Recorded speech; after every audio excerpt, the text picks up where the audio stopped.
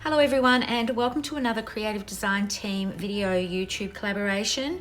As you can see with everything that's in front of me, we are collaborating again this month on our Days of December project. We have put together a sketchbook that has measurements and everything included in it. I've had mine bound and I love how it all looks with all the measurements included with the sketches as well. And I've decided for today's video I'm going to do the title page on camera with you, and I've got another couple of pages to quickly put together as well. I am veering away a little bit from the sketch. You can see the title page here has a trimmed photo on it. I've decided I'm not going to put any photos on my first page. I'm going to use this word overlay which I created in Cricut Design Space, and it was actually a tip video that I did for our membership group in November, and I showed everybody how to create these in Design Space. And this was part of a Design Space file that everybody could download in the membership, and this word was included as well as some other things as well. So I've decided I want to use it for my title page. I've cut all of the circles out using the circle thin cuts, and you can see I've got my year here done. If you watched last month's video,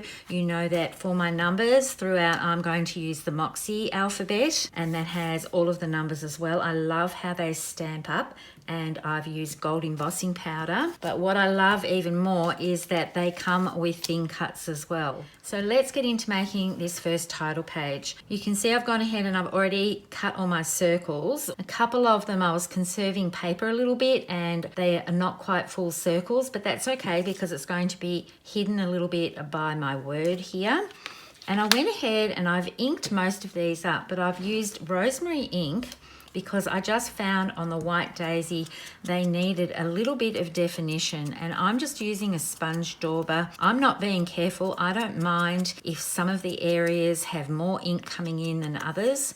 I'm just going around the edge of each of these, and I feel like that gives enough definition on the page. I'm using the 4 Seasons paper pack for my album, and I do have another couple of packs of this. This is from the core catalogue, and I feel like these colour tones are going to work really well with an Australian December, even though this is like a snow theme, but the colours of the leaves and everything, I just love all these colour tones of the rosemaries and the sage, and the blue will come into play because I'm pretty sure I'm going to have photos at the beach at some stage over December. So the concept of this album is to take a photo or a series of photos each day to remember your December memories.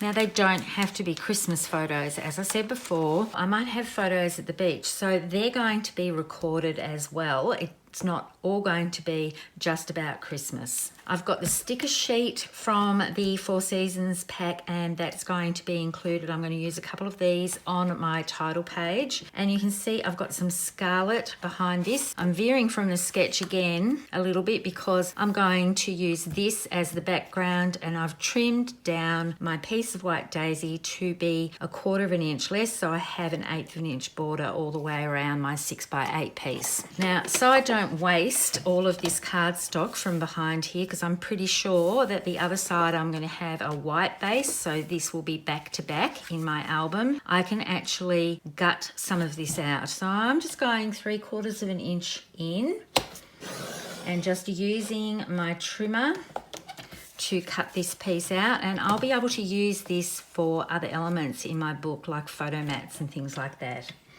So I'm just looking at the guide here and cutting within that 3/4 of an inch border, and I make sure that that overlaps. Doesn't matter if I cut up here because the white daisy is going to cover that piece.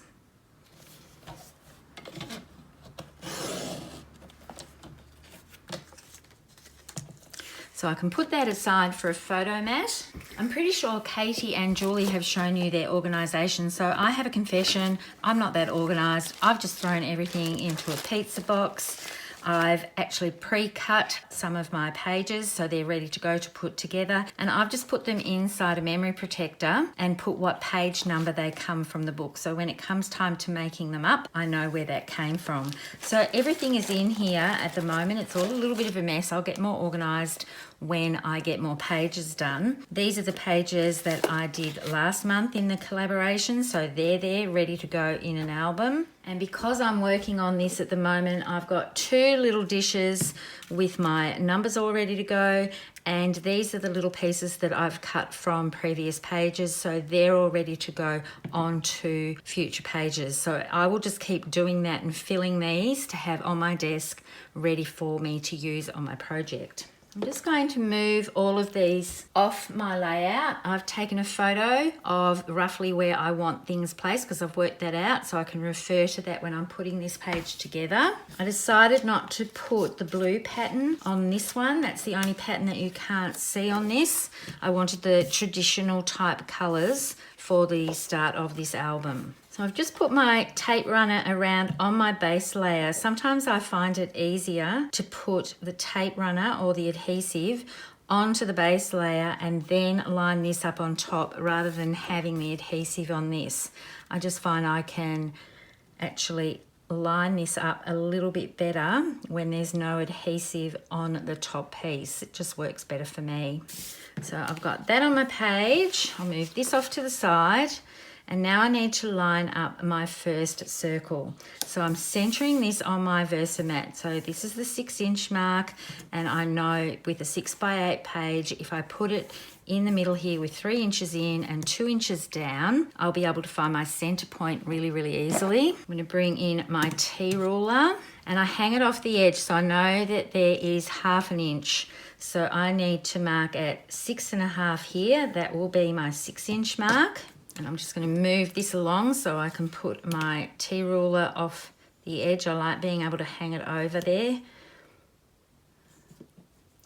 And there's my 6.5 inch there. So this is where my first circle has to go. Bring my T-ruler back in and use that to help me roughly place this in the center. And before I press everything down, there's my 6.5 inches there. I'm pretty sure I've got that about right. And I can see I need to bring this one over to the right a little bit.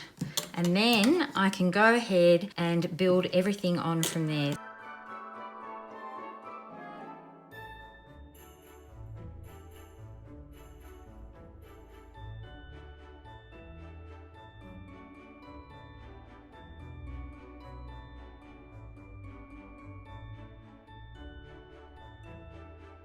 I've got all my circles adhered down, and I've put some foam tape on the back of all of these elements here, and I'm just positioning them because what I want to do is bring in some stickers. So I've got this Always Remember sticker and I want to place that. I love how that fits in with the December, but it's also going to disguise the fact that that circle has been cut off, and you can see you can't tell that these two here are also not quite complete circles.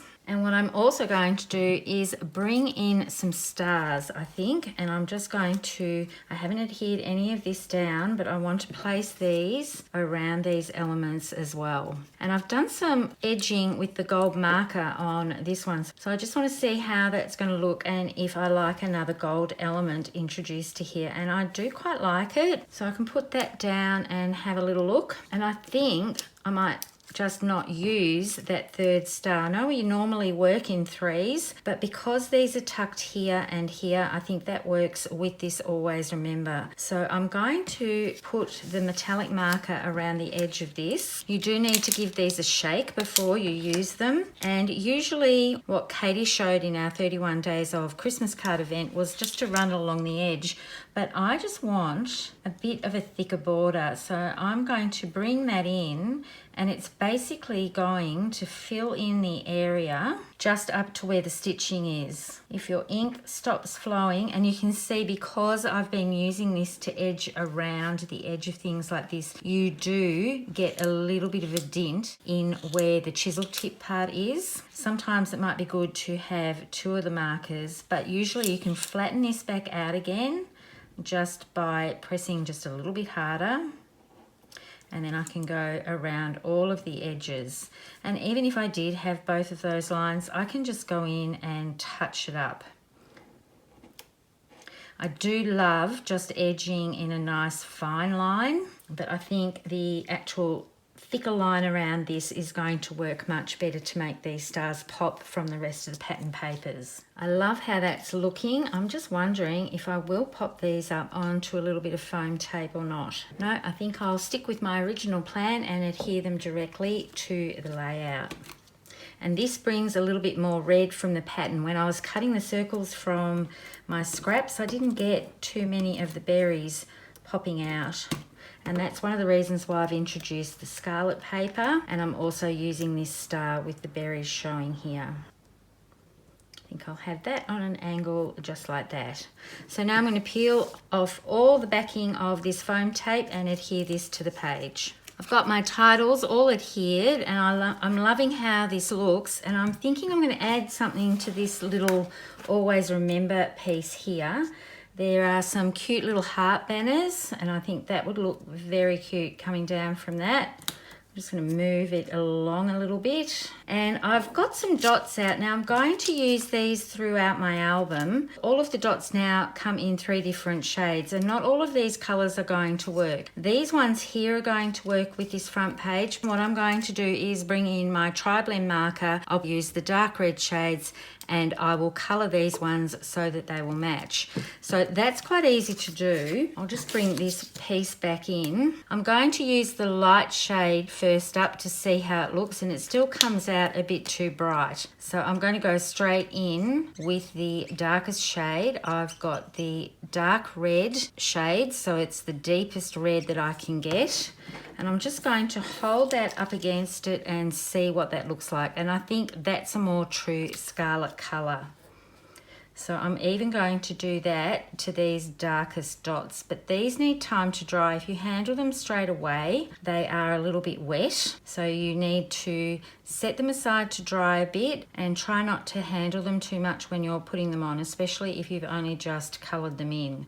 But you can see I'm just going over the top. I'm also going around the carrier sheet as well to make sure that I get the pieces that are close to the plastic. For the most part, I'm going to stick with these red dots and also the gold glitter gems to add extra little accents to the pages. You can see it doesn't take very long to do, but I do love the richness of that. It matches the scarlet colours a little bit better. If I wanted to do some sparkles as well with the red, I can also do exactly the same treatment to the glitter gems and colour those in, and then leave that aside just to dry for a little bit before I attach it to the page. You can see that's going to work quite well. It comes out a brighter red because it does depend what colour is underneath. I'm also going to pick up a couple of these little hearts to put on the front because I quite like how that looks. It just brings everything all together.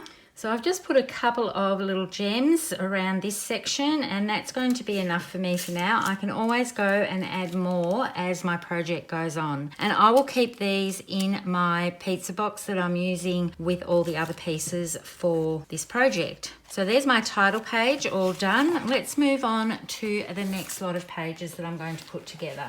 I'm going to bring these in. These are patterns from page 9, and what I've done is I've already cut them out as I explained before, and I've slid them into here. I've actually mirrored one of the sketches. So this is going to be my right page, and this is going to be my left, and this is going to be my day 1 photo, and it's going to be a photo of my Christmas tree. So you can see I've got everything stamped and ready to go, and I intend on using quite a few of the Stamp and Thin Cut sets that I've just purchased with the current catalogue. This one is the Merriest Season, so I think this one I'm going to be using quite a bit because it's got the pine boughs and also the leaves, and you can see I've done different stamping and colourways with these. So I've used sage, Seabrook and pine for the stamping, and the little berries are stamped in scarlet. These ones are going to come together quite quickly. I've already planned everything. For the outside corners, I usually go onto my all-purpose mat so that I can run my adhesive off onto the edge so that the corners have got adhesive right up to the very points. And you can see how this is coming together. I'm just mirroring it, and it's making it quite easy to put together.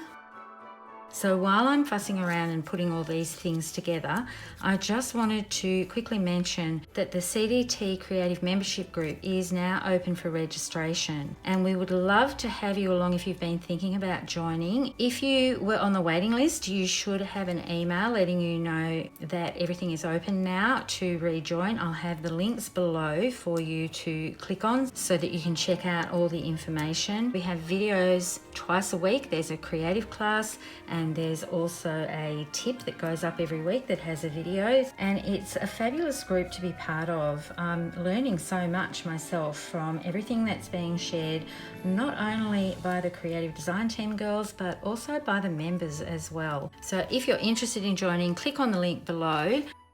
And if you've already purchased this book, make sure you click on the link below that I will have that takes you to the purchase page for this book, because we have a couple of bonus Cricut Design Space file links for you to click on. They are free, and when you download them, you'll get like a calendar page that will fit within your 6x8 pages, and also an overlay page with some artwork for December that will go into your album as well. So that's like a page turner. You can put it at the front of your book, or you can put it within your book, wherever you decide. So don't miss out on those freebies. So I just want to make sure when I put this down that I cover up all of those sections where I've trimmed off the leaves. So this one here that has 5 different areas where it comes off the main branch, you could cut all of those off, or just use the bit at the top here like I have out like that, and it just extends the use of that one little stamp. So here's my title page. I'm loving how the 4 Seasons winter paper is looking throughout the pages that I've done so far. I may come in later and do some white or some gold splatters on these layouts. I'm still trying to work out whether or not I want to do that. If you haven't done so already, make sure you check out Erin and Chelsea's videos. They've gone ahead of me for this YouTube collab, and Julie is coming up tomorrow, and the other girls are following on after that. I'll have a link to the playlist below so you can come back and check those out at any time. I can't wait to get my photos and my stories onto these pages, and I will be back again in December with some more pages and layouts with some photos from the Days of December book from the creative design team. I hope to see you next time. Happy crafting, and bye for now.